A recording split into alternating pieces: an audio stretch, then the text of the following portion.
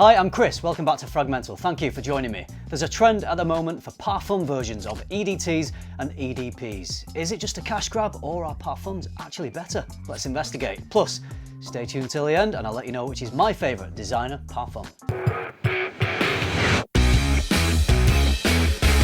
I'm going to take a look at several EDP and Parfum versions in this video. I'll compare them and decide if Parfums are generally better. First, what is a Parfum? Basically, it's a higher concentration. So compared to an EDT and an EDP, you have a higher concentration of perfume oils mixed in with the water and the alcohol. So it should be a stronger version of a particular scent profile, but brands often take the opportunity to change things up a little bit, change the composition, change the scent profile, take notes away, add certain notes in. You can think of EDP and Parfum flankers as sequels to a film, often very similar but with a few differences. One brand that seems to release Parfum versions of existing scent profiles that are in EDP or EDT is Tom Ford. So in this video, amongst other brands as well, I'll be looking at 4 different Tom Ford fragrances that have had the Parfum treatment, starting with Ombre Leather. The EDP is one of the best designer releases in years, although it did exist in the private blend before it trickled down into the signature line, which is something Tom Ford seems to do quite often. We may see this with other discontinued Tom Ford fragrances like Tobacco Oud, Plum Japonais, fragrances that seemed popular, that seemed great, that they had a lot of people that were purchasing them, and then suddenly they disappear, and then a little bit further down the line they reappear in the signature line, cheaper.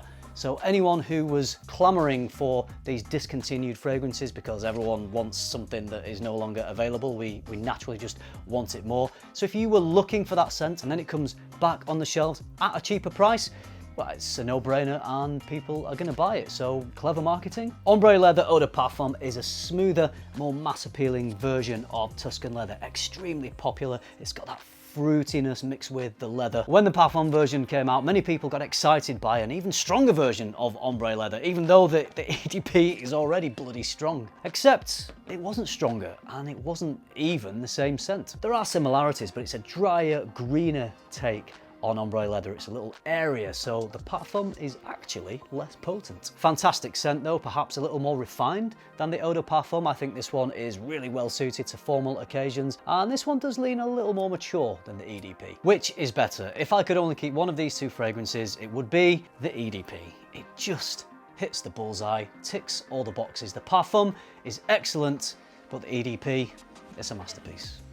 Black Orchid is one of Tom Ford's most famous fragrances. I love this stuff, but a lot of guys find it too floral and a bit too feminine. I don't, because I actually smelled a clone of this fragrance before I smelled this. It was Ardal Zafran's Oud 24 Hours. Same sort of fragrance DNA, smells very similar for a fraction of the cost. By the way, it's about £10. That fragrance is marketed to men. So the first time I smelled the Black Orchid DNA was in a fragrance that was aimed at men. So my mind instantly just thought this is a male fragrance. So when I came to smelling the Tom Ford, I didn't get the female floral associations at all. It's got an earthy, chocolatey smell blended with all the florals. Amazing scent. Is the Shiny Gold Parfum as amazing? In my opinion, yes. It retains that Black Orchid scent profile. It takes things a little deeper, it throws in a boozy rum accords, adds some complexity, and all that makes the fragrance lean a little more masculine. For any men who are a long way from finding Black Orchid wearable, I don't think the Parfum will change your mind. For any guys just teetering on the fence about whether this is too feminine or not, the Parfum version may just tip you over into the more masculine wearable side of things. I love the EDP, I love the Parfum version, even more so in this case, I'm going to give the win to the Parfum. Tom Ford's Grey Vetiver EDP is one of the most popular masculine fragrances in the signature line. It's a bright citrus scent with a dry, earthy, woody vetiver. Brilliant, versatile, safe scent. Out of all the Tom Ford parfums I've mentioned so far, this one is the closest to its EDP counterpart. Unless you're a Tom Ford fanboy, you don't really need both versions. The Parfum is a little deeper, a little richer, maybe a bit more gravitas to it, but then the EDP is brighter and has more of a citrus sparkle. I'm calling this round a draw. I enjoy both of these equally. You'll have to try both of these yourself to find out which one you prefer out of the Parfum and the EDP.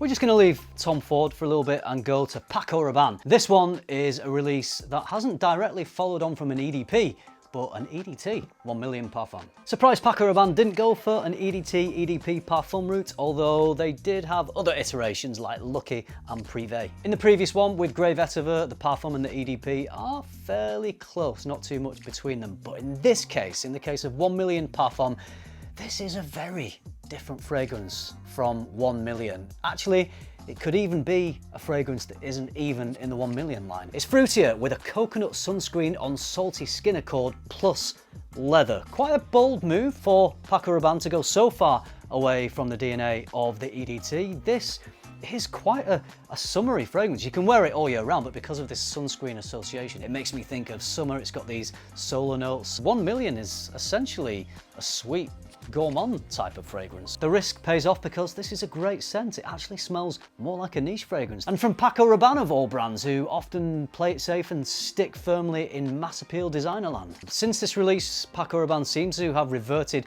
back to safe with the 1 million line with Elixir and Royal. I like both those fragrances, Royal being the better of the two, but there's certainly more in that designer mass appeal territory. I gotta say, well done to Paco Rabanne. They took a risk and I think it paid off with Parfum. It's not the best in the line. That has to go to the unfortunately discontinued 1 million Privé, which is a beautiful boozy fragrance. If you love fragrance as much as I do, head over to my online store luxparfum.co.uk. You'll find my favourite brands plus brands you can't find anywhere else in the UK. Link is in the description. Dior did go the traditional EDT, EDP Parfum route with the Dior Homme line, except their EDP wasn't called an EDP, it was called Dior Homme Intense. This took the lipsticky iris of the original and ramped everything up. It's stronger and richer with a lovely cacao smell. Dior Homme Parfum came along and continued the excellence of the Dior Homme line. This one has the same core of that lipsticky iris, but it adds leather, which gives the fragrance an even richer, deeper intensity. Although I do find this to be a little smoother and more rounded than Dior Homme Intense. It's a great line. I love the original Dior Homme, superb fragrance, but I do think that Intense and Parfum are both masterpieces in their own right. One isn't better than the other, it just depends on whether you prefer that more robust, deeper leather smell of the original or whether you want the slightly lighter, more chocolatey Intense.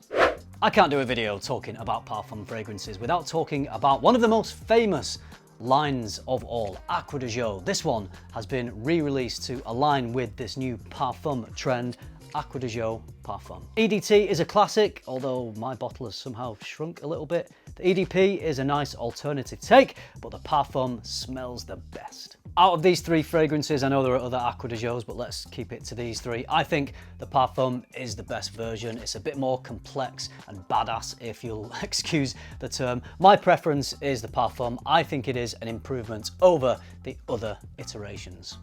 For the last pairing, let's circle this back around to Tom Ford and we're going to talk about Noir Extreme. What a scent this EDP is. It's got a sweet dessert-like smell, very sexy stuff. We get another shiny gold bling bottle here from Tom Ford. Noir Extreme Parfum retains the sweet, creamy, dessert-like scent profile of the EDP, but it adds a robust leather. This deepens the fragrance, it gives it more complexity and attitude. It's a more assertive fragrance, which makes it more powerful and statement making. I adore both of these fragrances, but my preference out of these two, as good as this one is, definitely leans to the Parfum. This is the best one.